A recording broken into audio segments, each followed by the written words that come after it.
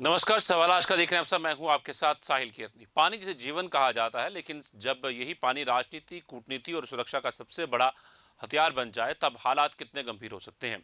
इसका ताज़ा उदाहरण भारत और पाकिस्तान के बीच बढ़ता सिंधु जल विवाद है। पाकिस्तान के जलवायु परिवर्तन मंत्री मुसादिक मलिक ने भारत को खुली धमकी देते हुए कहा है कि अगर पाकिस्तान के हिस्से का पानी रोका गया तो हाथ काट दिए जाएंगे। वहीं पाकिस्तान का दावा है कि सिंधु जल संधि आज भी पूरी तरह लागू है और भारत इसे एक तरफा ना तो खत्म कर सकता है और ना ही बदल सकता है। दूसरी ओर भारत का साफ रुख है कि जब तक सीमा पार आतंकवाद पर पाकिस्तान ठोस कार्रवाई नहीं करता तब तक सिंधु जल संधि बहाल नहीं होगी। ऐसे में सवाल सिर्फ पानी का नहीं बल्कि दक्षिण एशिया की सुरक्षा, अंतर्राष्ट्रीय कानून, कूटनीति और भविष्य की जल राजनीति का भी है। क्या पाकिस्तान की यह चेतावनी सिर्फ राजनीतिक बयानबाजी है या किसी बड़े तनाव का संकेत? क्या भारत के पास कानूनी और रणनीतिक विकल्प मौजूद हैं? और अगर जल्द विवाद और गहराया तो सरकार इसका असर दोनों देशों की अर्थव्यवस्था, खेती और क्षेत्रीय स्थिरता पर कितना पड़ेगा? आज इसी मुद्दे पर हम चर्चा करेंगे। 3 खास मेहमान हमारे जुड़ेंगे, पर आपको रिपोर्ट दिखाएंगे, फिर हम चर्चा का रुख करेंगे। पानी, जिसे हमेशा जीवन का आधार माना गया, लेकिन जब यही पानी कूटनीति, सुरक्षा और राजनीतिक टकराव का हथियार बन जाए तो हालात कितने गंभीर हो सकते हैं। इसकी ताजा मिसाल भारत और पाकिस्तान के बीच बढ़ता सिंधु जल विवाद है। इस बार पाकिस्तान के जलवायु परिवर्तन मंत्री मुसादिक मलिक ने भारत को सीधी धमकी देते हुए कहा कि अगर पाकिस्तान के हिस्से का पानी रोकने की कोशिश की गई तो उन हाथों को काट दिया जाएगा। सारा दिन बात हुई है, उसके क्लिप्स हैं, आप देखिए कि दुनिया क्या कहे। हमारी बात छोड़ दें, आप छोड़ दें ये बात कि मैं क्या कह रहा हूं, ये मिनिस्टर साहब क्या कह रहे हैं। हम तो खैर अपने हक के लिए हम तो ऐलान कर चुके हैं कि जो हमारे पानी पे हाथ डालेगा हम वो हाथ ही काट देंगे। हम तो ये ऐलान कर चुके हैं, और सिर्फ ऐलान नहीं कर चुके, 2 मरतबा 1-1.5 साल में दिखा चुके हैं कि अगर किसी ने हाथ डाला तो हम हाथ काट देंगे। लेकिन सवाल इंसाफ का भी तो है। हम तो अपने आप को बचा लेंगे। हमारी तो जो अफवाज हैं उन्होंने 2 मरतबा सीसा पिलाई दीवार बनकर खड़े हो गए और दोनों मरतबा उन्होंने दिखाया कि पानी नहीं, हम तो हवा के ऊपर भी हाथ डालोगे तो हवा तुम्हारा हाथ पकड़ लेंगे। लेकिन बाकी दुनिया के मुमालिक, बाकी दुनिया के गरीब लोग, क्या यह हक सबको मिल गया है कि ऊपर के रहने वाले लोग ढलान में रहने वाले लोगों का पानी रोक सकेंगे? क्या यह हक दे दिया गया है दुनिया को? मुसादिक मलिक, पाकिस्तान के जलवायु परिवर्तन मंत्री मुसादिक मलिक ने आरोप लगाया कि भारत सिंधु नदी प्रणाली के पानी को रोकने की कोशिश कर रहा है। उनके मुताबिक पाकिस्तान अपने जल अधिकारों से किसी भी कीमत पर समझौता नहीं करेगा। वहीं पाकिस्तान के सूचना मंत्री अताउल्लाह तरार ने दावा किया कि 1960 की सिंधु जल संधि आज भी पूरी तरह प्रभावी है। उन्होंने कहा कि भारत इस संधि को न तो एक तरफा स्थगित कर सकता है, न खत्म कर सकता है और न ही इसमें बदलाव कर सकता है। तरार ने यह भी ऐलान किया कि इस्लामाबाद में सिंधु जल संधि पर पहला अंतर्राष्ट्रीय सेमिनार आयोजित किया जाएगा, जिसमें कानूनी विशेषज्ञ, जल विशेषज्ञ और विदेशी प्रतिनिधि हिस्सा लेंगे। पाकिस्तान का कहना है कि वह इस मुद्दे को अंतर्राष्ट्रीय स्तर पर मजबूती से उठाएगा। हालांकि भारत का रुख पूरी तरह अलग है। अप्रैल 2025 में पहलगाम आतंकी हमले के बाद भारत ने सिंधु जल संधि को निलंबित करने का फैसला लिया था। भारत का साफ कहना है कि जब तक पाकिस्तान सीमा पार आतंकवाद के खिलाफ विश्वसनीय और ठोस कार्रवाई नहीं करता तब तक संधि बहाल नहीं होगी। दरअसल सिंधु जल संधि दुनिया के सबसे लंबे समय तक चलने वाले जल समझौतों में गिनी जाती है। 19 सितंबर 1960 को विश्व बैंक की मध्यस्थता में तत्कालीन भारतीय प्रधानमंत्री जवाहरलाल नेहरू और पाकिस्तान के राष्ट्रपति अयूब खान ने इस समझौते पर हस्ताक्षर किए थे। इसके तहत सिंधु नदी प्रणाली की 6 नदियों के जल बंटवारे का ढांचा तय किया गया था। पाकिस्तान की अर्थव्यवस्था का बड़ा हिस्सा आज भी सिंधु नदी प्रणाली पर निर्भर है। देश की लगभग 90% सिंचित खेती इसी जल प्रणाली से चलती है, जबकि बिजली उत्पादन का बड़ा हिस्सा भी हाइड्रो पावर परियोजनाओं से आता है। ऐसे में अगर पानी की उपलब्धता प्रभावित होती है तो उसका असर खेती, उद्योग, बिजली उत्पादन और पूरी अर्थव्यवस्था पर पड़ सकता है। लेकिन सवाल यह भी है कि क्या पानी अब दक्षिण एशिया में नया रणनीतिक हथियार बनता जा रहा है? क्या सिंधु जल संधि भविष्य में भी दोनों देशों के रिश्तों को संभाल पाएगी या फिर यह विवाद और गहराएगा? फिलहाल पाकिस्तान की तीखी बयानबाजी और भारत का सख्त रुख यही संकेत दे रहा है कि आने वाले समय में जल कूटनीति दोनों देशों के रिश्तों का सबसे संवेदनशील मुद्दा बनी रहेगी।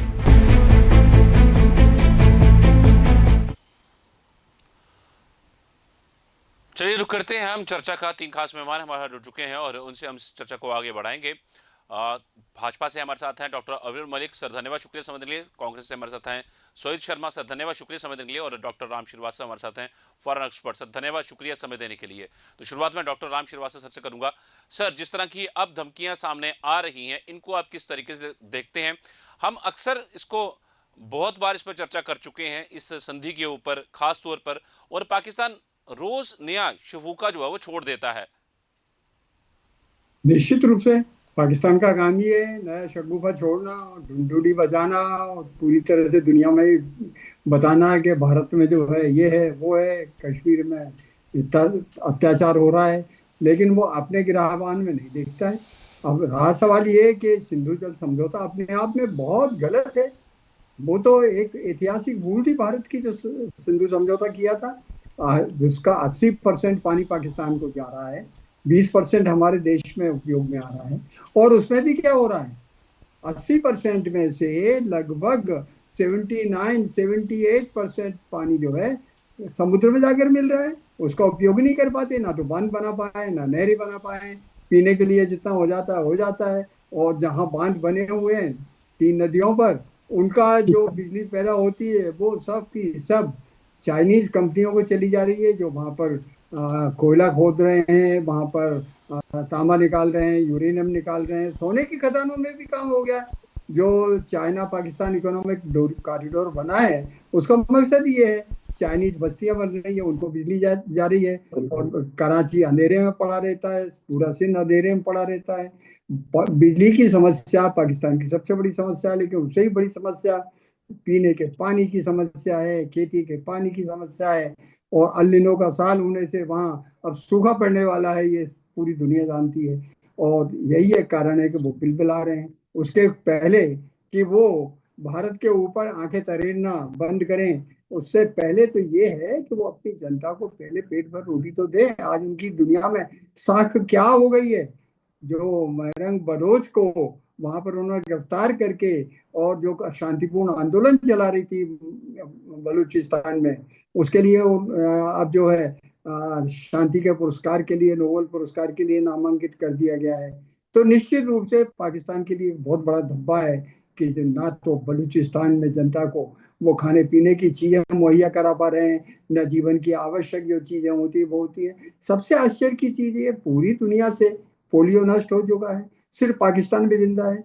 अभी 18 केसेस पाकिस्तान में मिले हैं, और पोलियो की दवा पिलाने के लिए जो स्वयंसेवक जाते हैं और पुलिस वाले उनको साथ में जाते हैं, तो उनको वहाँ लोग गोली मार देते हैं। कितनी शर्मनाक चीज है। एक ऐसी महामारी जिससे पूरी दुनिया त्रस्त थी, पोलियो का वायरस आज पूरी दुनिया से जा चुका है, लेकिन पाकिस्तान ने उसको जिंदा रखा। इससे पता लगता है कि वहाँ अशिक्षा और जो धार्मिक अंधता और सबसे बड़ी गरीबी और भूखमरी, ये सब जो चीजें, अगर दुनिया में किसी को नर्क देखना हो तो 2 जगह जाइए, देखिए। एक तो जाइए गाजा में, और दूसरा जाइए अब पाकिस्तान के शहरों में मत जाइए, गाँव में जाइए। वहाँ कितनी बुरी हालत है, उसका आप अंदाजा नहीं लगा सकते हैं। हाँ, पंप एंड शो कहाँ मौजूद है? वहाँ के अफसरों में, वहाँ के नेताओं की। भारत ने आज़ादी के बाद जमींदारी प्रथा बंद कर दी, लेकिन पाकिस्तान में आज भी मौजूद है। और वहाँ के 13-14 जो घराने हैं पुराने जमींदारों के, वही राजनेता बन रहे हैं। वहाँ के फौजी अफसरान जितने हैं, अगर उनका आप ऑडिट करें तो पता लगेगा कि 75% से ज़्यादा फौजी अफसरों के बच्चे विदेशों में पढ़ रहे हैं, और वहाँ पर उन्होंने भारी संपत्ति खरीद रखी है। जनता भूखी रहे, उससे उनको क्या अंतर पड़ता है?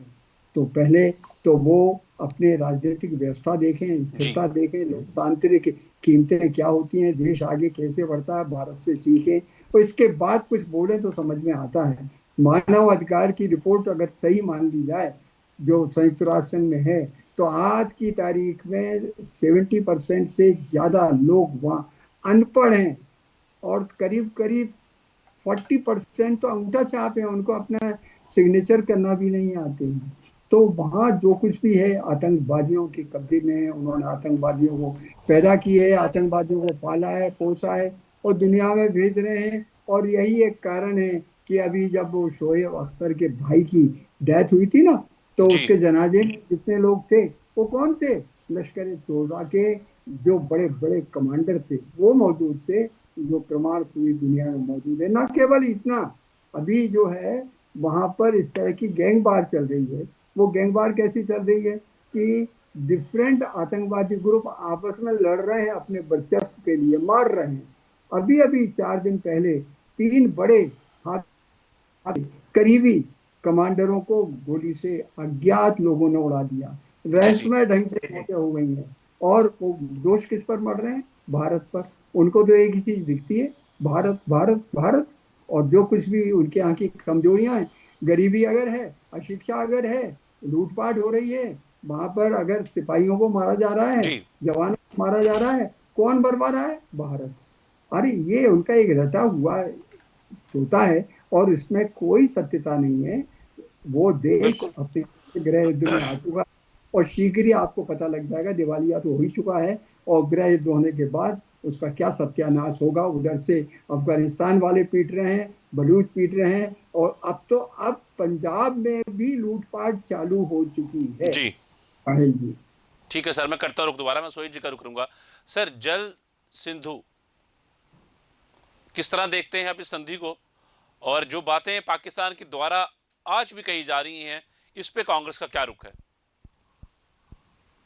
देखो, बात ऐसी है किरण जी, जो पाकिस्तान ने धमकी दी है, कांग्रेस की कड़ी निंदा करती है। सरकार को जल्द से जल्द इस पे एक्शन लेना चाहिए। कांग्रेस हमेशा भारत की राष्ट्रीय सुरक्षा और देश के जनहित के लिए हमेशा खड़ी रही है। लेकिन जहां तक रही सिंधु जल समझौता, वो एक समय था, उस समय की जो नीतियां थी, उस समय के जो हालात थे, उसके मुताबिक ये जल समझौते किए गए थे, जिसमें रावी, ब्यास और सतलुज का जो अधिकांश पानी भारत को मिला, और जो पश्चिमी नदियां जैसे सिंधु, झेलम और चिनाब का अधिकांश पानी पाकिस्तान को मिला। ये उस समय का एक तरीकाकार था जो 19 सितंबर 1960 को लिया गया था। 13 वर्षों के बाद देश के विकास के लिए ये निर्णय लिए गए थे और विश्व बैंक की मध्यस्थता से ये सब निर्णय लिए गए थे। उसका एक मकसद था। लेकिन बड़े अफसोस से कहना पड़ता है कि ऑपरेशन सिंदूर होने के बाद जो भारतीय जनता पार्टी की सरकार ने जो निर्णय लिए, जिसमें इन्होंने अभी तक क्या किया ये अभी तक किसी को पता नहीं है। ये सब प्रश्न चिन्ह बने हुए हैं। जो उन्होंने कहा था कि हम सिंधु जल संधि को रोक देंगे, उसमें इन्होंने क्या चीजें बनाई, क्या मुद्दे बनाए, वो अभी तक किसी को पता नहीं चला। लेकिन ऑपरेशन सिंदूर के बाद अगर इनको चाहिए था कि पाकिस्तान के साथ सब नीतियां बंद कर देनी चाहिए थी, लेकिन बड़े अफसोस से कहना पड़ता है ऑपरेशन सिंदूर होने के बाद भी ये पाकिस्तान के साथ क्रिकेट खेलते रहे। चार क्रिकेट इन्होंने ऑलरेडी पाकिस्तान की खेली। सो कहने का मतलब ये धोना चित्र भारतीय जनता पार्टी का रहा है। भारतीय जनता पार्टी पाकिस्तान के लिए क्लियर स्टैंड नहीं रख पाई है और अभी तक ये आंखें बंद करके बैठी हुई है। पाकिस्तान हर वक्त इनको धमकियां देता रहता है, लेकिन इनके मुंह से कुछ बातें नहीं निकलती है। ये बड़े अफसोस से कहना पड़ता है। डॉक्टर अविल मलिक, आपका क्या पक्ष है, भाजपा का क्या पक्ष है कि भाजपा जो है अभी तक पूर्ण तरीके से कोई जवाब नहीं दे पाई है पाकिस्तान को, और पाकिस्तान हर बार गिदड़ भभकी जो है वो देता रहता है, और अब भी ये बात रखी है। अब इस धमकी का भारत क्या जवाब दे सकता है?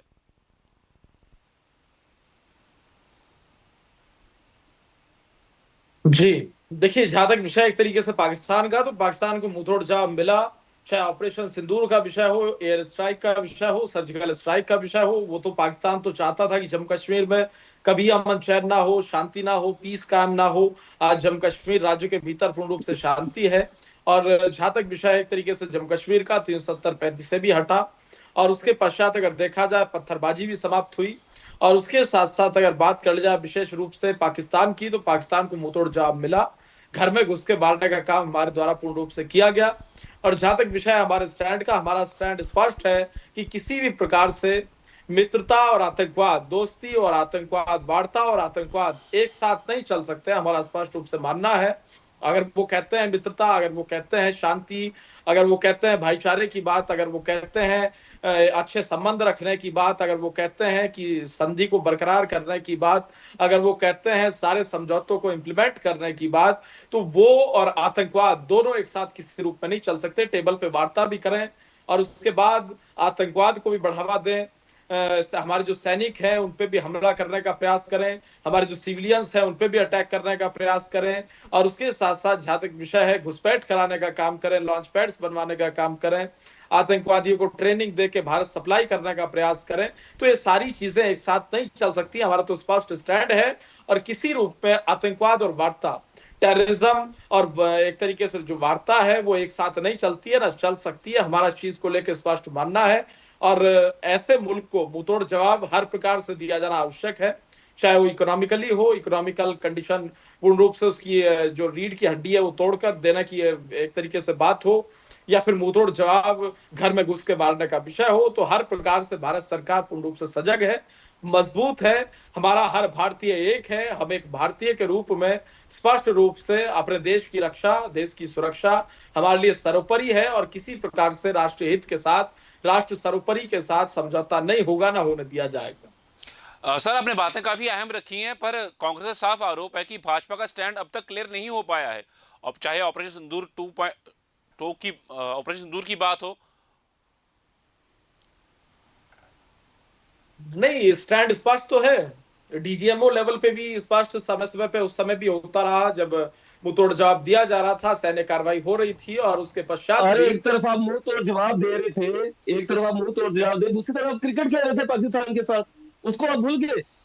आपको चाहिए था कि उस समय इस चीज को बैन करना था, किसी तरह से पाकिस्तान के साथ कोई लिंक नहीं रखना चाहिए था, लेकिन फिर भी आप ऑपरेशन सिंदूर के बाद पाकिस्तान के साथ क्रिकेट खेलना शुरू हो गए, उनके साथ 4 बार आपने क्रिकेट खेला। तो ये कहाँ की नीति है आपकी? ये कौन सी नीति है? आप भारत की जनता को बेवकूफ बना रहे हैं। क्या आप भारत नहीं, की देखिए जनता मैं इस बात जवाब को देता हूँ जानती नहीं सोई है? जी, मैं आपके बीच में आप नहीं बोल भारत रहा की जनता था। इस बात को जानती नहीं है। बिल्कुल है। बिल्कुल, मैं इसका जवाब देता हूं। देखिए, सोई शर्मा जी कांग्रेस के प्रवक्ता जो चीज कह रहे हैं, विपक्ष को अधिकार है सवाल उठाने का, वो सवाल उठाए, हमें इससे कोई आपत्ति नहीं है। लेकिन जहां तक इन्होंने कहा जनता को बेवकूफ बनाना, मैं समझता हूं इस प्रकार के कड़े शब्दों का इस्तेमाल किसी रूप में इस विषय में ठीक नहीं है। क्योंकि जहां तक अगर बात कर जा राष्ट्र हित की बात अगर है, तो निश्चित रूप से राष्ट्र सोई जी आपका भी है, राष्ट्र मेरा भी है, राम जी यहाँ बैठे हैं, राम जी का भी है, और हमारे साहिल जी बैठे हैं, साहिल जी का भी है। तो एक भारतीय होने के नाते राष्ट्रीय हित की जब बात आती है, हम सब एक हैं, एकजुट हैं। पार्टी के एक तरीके से जो दायरा है उससे ऊपर है राष्ट्र हमारा, और पूर्ण रूप से उसी चीज की हम बात करते हैं। हम तो अटल जी की परंपरा वाले लोग हैं। जो हमारा एक तरीके से मानना है, जो विचारधारा है, जो मत है, वो अलग अलग हो सकते हैं, मतभेद हो सकता है, लेकिन मनभेद नहीं होना चाहिए। हम तो इस चीज को कहते हैं। और जहां तक विषय है, इस विषय को अगर देखा जाए पाकिस्तान के इशू को, तो घर में घुस के मारने की जो कार्रवाई हुई वो अभूतपूर्व है। वो सबने देखा, पूरे वैश्विक पटल पे स्पष्ट नजर आया। पाकिस्तान उससे बौखलाया, और उसके साथ साथ घबराया हुआ पाकिस्तान जिस प्रकार की बयानबाजी उस दौर पर कर रहा था वो भी सबने देखा, और जिस प्रकार से पाकिस्तान को नुकसान हुआ वो भी सबने देखा। लेकिन फिर भी सिविलियंस को नुकसान हमने नहीं पहुंचाया। ये हमारा मानवीय दृष्टिकोण है, ये हमारे संस्कार हैं, ये भारतीय सभ्यता है। आम आदमी को, जो पाकिस्तान का आम नागरिक है, उस पर भारतीय सेना ने किसी रूप में उसे जो है क्षति नहीं पहुंचाई, ये भी देखा जाना आवश्यक है। तो दूसरी ओर अगर पाकिस्तान की बात कर जाए, पाकिस्तान किस प्रकार से भारत के नागरिकों को हमला करने का एक प्रकार से काम करता है, उन्हें नुकसान पहुंचाने का काम करता है, ये भी सबने देखा है। तो पाकिस्तान क्या है? सुषमा स्वराज जी का बहुत ऐतिहासिक भाषण हुआ था। सुषमा जी उस दौर में केंद्र में विदेश मंत्री थी। उन्होंने स्पष्ट रूप से इस चीज को बताया था कि भारत क्या है और पाकिस्तान क्या है, और भारत और पाकिस्तान में क्या फर्क है। पाकिस्तान एक आतंकवाद की फैक्ट्री है। पाकिस्तान जिस प्रकार से आतंकवाद को, टेररिज्म को सप्लाई करने का काम करता, वो सबने देखा है। तो दूसरी ओर भारत है, दूसरी ओर इंडिया है। भारत क्या है? भारत वो है जो एक साथ हम आजाद हुए, एक साथ आजाद हुए, लेकिन भारत ने बड़े बड़े डॉक्टर्स एक तरीके से बनाए, वैश्विक स्तर पे जो अस्पताल बनाए, और तमाम सारे विकास के हमने काम किए। तो दूसरी ओर पाकिस्तान ने क्या किया? वो आतंकवाद को बढ़ाने का काम किया, और तमाम सारे आतंकी संगठनों को बढ़ावा देने का काम किया, हाफिज सईद बनाने का काम किया, मसूद अजहर बनाने का काम किया। तो ये पाकिस्तान है और ये भारत है। भारत और पाकिस्तान में बहुत बड़ा अंतर है, और पाकिस्तान को बहुत गिरी हुई नजरों के साथ वैश्विक स्तर पर देखा जाता।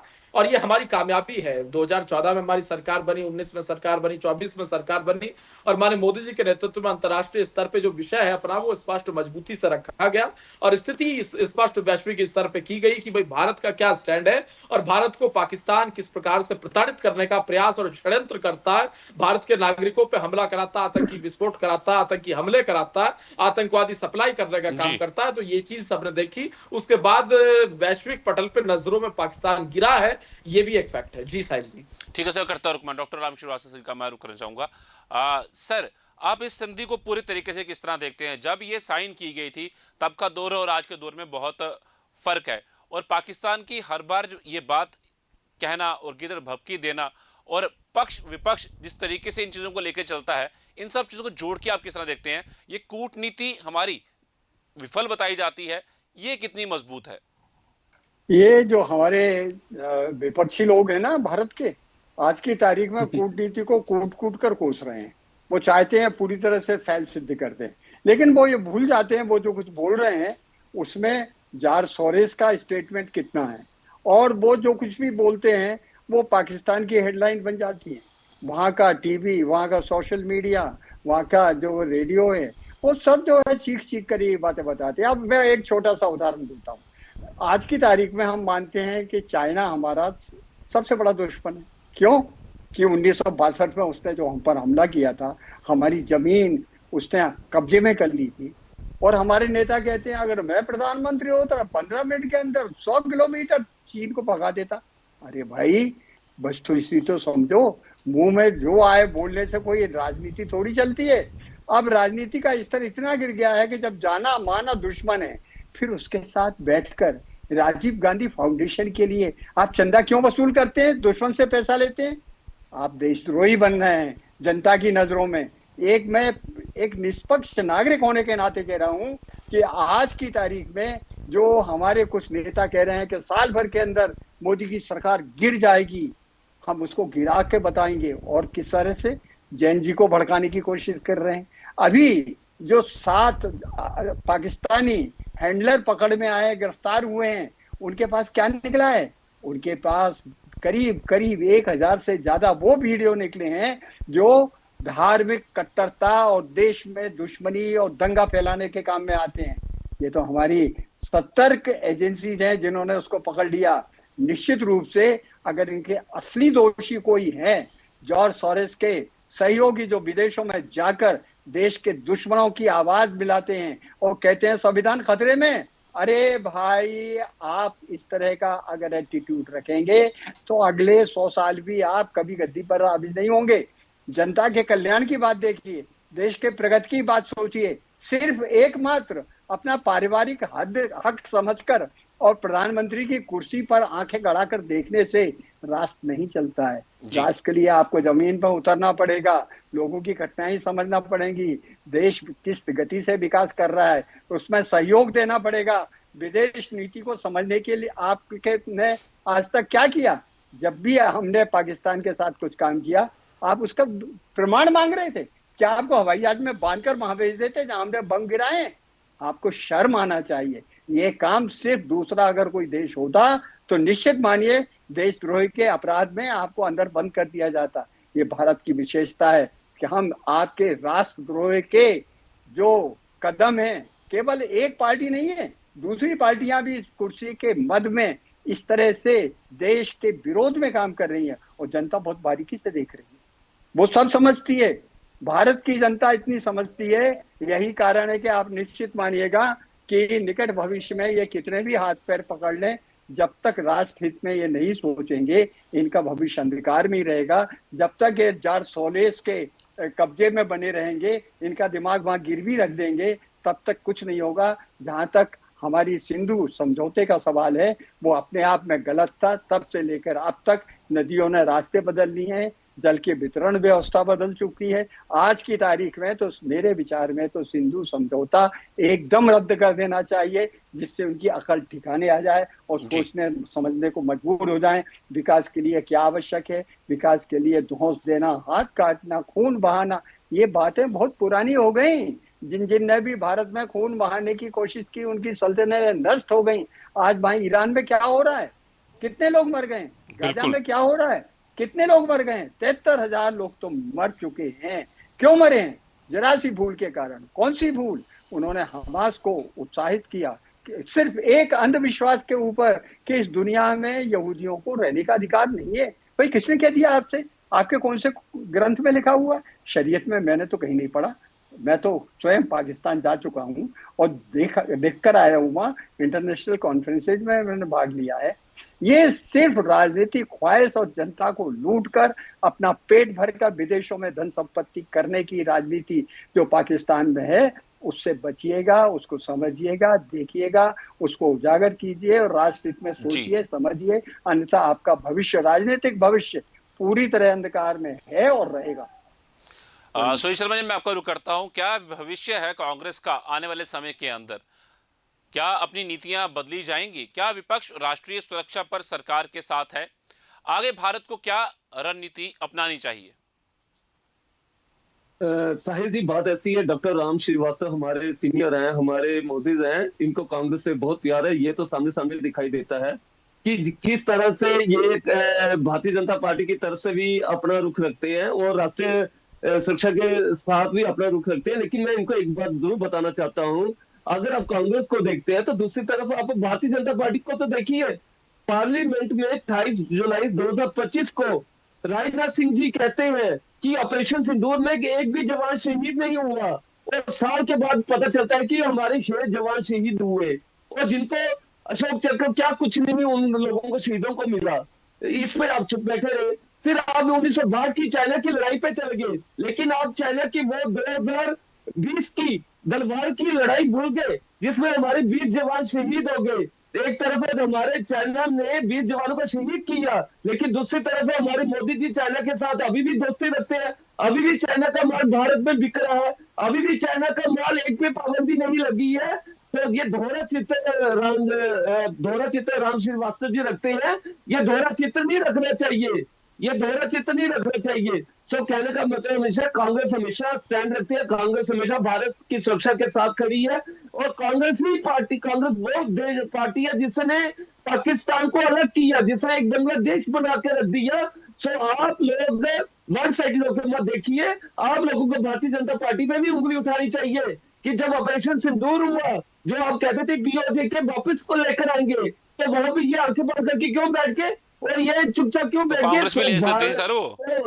राम जी, इस बात का ध्यान रखिए। आप वन साइडेड होते हैं, आपको दोनों तक ध्यान रखना चाहिए। आपको पूछना चाहिए कि राजनाथ सिंह एक साल चुप क्यों बैठे रहे, हमारे 6 जवान शहीद हुए, चुप क्यों बैठे रहे? तो पार्लियामेंट में झूठ क्यों बोला? क्या ये देशद्रोह नहीं है? जब पार्लियामेंट में अगर झूठ बोला तो ये क्या देशद्रोही का बात नहीं बन सकती है? इसमें आपका क्या कहना है, ये बात बताइए। ठीक है सर, मैं करता हूँ, मैं जाऊंगा डॉक्टर राम श्रीवास्तव सर के। पर सर आपको भी ये याद रखना चाहिए, एक्साइज चिन्ह भी तो बना था, उसके बाद पीयू जो कि वापस ले सकते थे, 93,000 सैनिक जो है वो छोड़ दिए गए थे। वो बातें भी याद रखनी चाहिए सर। मुझे एक बात बताइए, मुझे एक बात बताइए, अगर हम इतिहास में जाते रहेंगे तो वर्तमान की बात कौन करेगा? सर अभी आप ही तो लेके गए इतिहास में। नहीं, वर्तमान की बात कौन करेगा? आप लोग, अगर आप लोग नहीं वर्तमान की बात इनसे पूछेंगे, आप लोग इनसे पूछेंगे कि भाई एक साल पार्लियामेंट में आपने झूठ क्यों बोला? ये आरोप है आपके ऊपर, क्यों एक साल जो चुप्पी साधी रखी? और क्या भारत अंतर्राष्ट्रीय मंच पर अपना पक्ष और मजबूत करेगा? नहीं, बिल्कुल, हम तो मजबूती के साथ पक्ष को रख ही रहे हैं, इसमें कौन सा दो रहा है, इसमें तो कोई फैन बट है ही नहीं।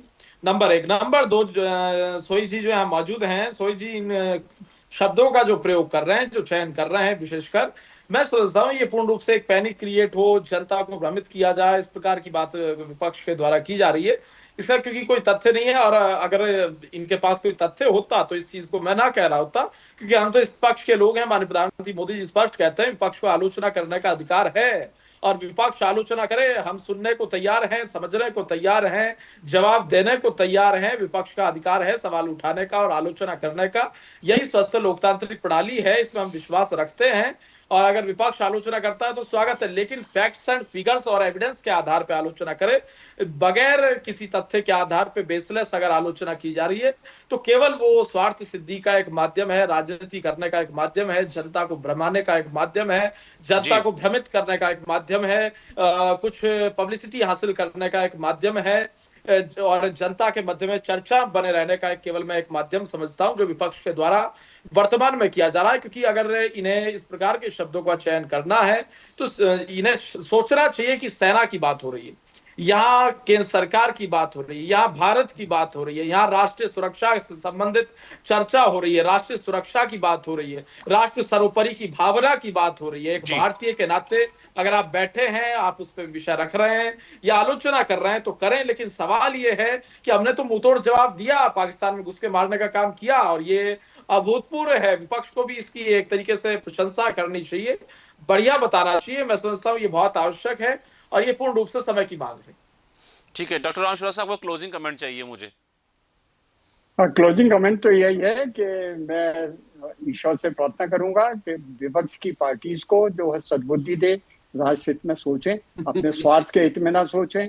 राज सवाल ये देश के प्रगति में उनको अपनी भूमिका निभाना चाहिए। आज जिस ढंग से विपक्ष अपना रोल अदा कर रहा है वो कोई भी राष्ट्रभक्त उसको सहन नहीं करेगा, वो देश की जनता सब समझती है। मेरा तो अनुरोध इतना ही है कि हमको वो समय नहीं भूलना चाहिए जब भारत गुलाम था और आज हम कितने आगे बढ़ गए हैं। पिछले 15 साल में हमने कितनी प्रगति की है। अब वो प्रगति क्यों हुई है, कैसे हुई है, उसका श्रेय लेने की किसी को आवश्यकता नहीं है, उसमें मीन मेख निकालने की आवश्यकता नहीं है। आज की आवश्यकता तो ये है कि हमको 2047 के अंदर तो आइए इस बहती हुई गंगा में हाथ धोइए, आपको काफी पुण्य मिलेगा। देश के निर्माण में, देश की प्रगति में, मानवता के विकास में सहयोग दीजिए, इसके बजाय एक दूसरे के कपड़े फाड़ने से बाज आइएगा। यही मेरी आपसे प्रार्थना है। जी सोहित जी। ताहिर जी, बात ऐसी है, मैं तो यही बात कहना चाहता हूँ कि भारत कांग्रेस हमेशा भारत की राष्ट्रीय सुरक्षा के साथ बिल्कुल खड़ी है, कदम से कदम मिलाकर चल रही है। लेकिन भारतीय जनता पार्टी को भी चाहिए कि विपक्ष के नेता को साथ लेकर चले।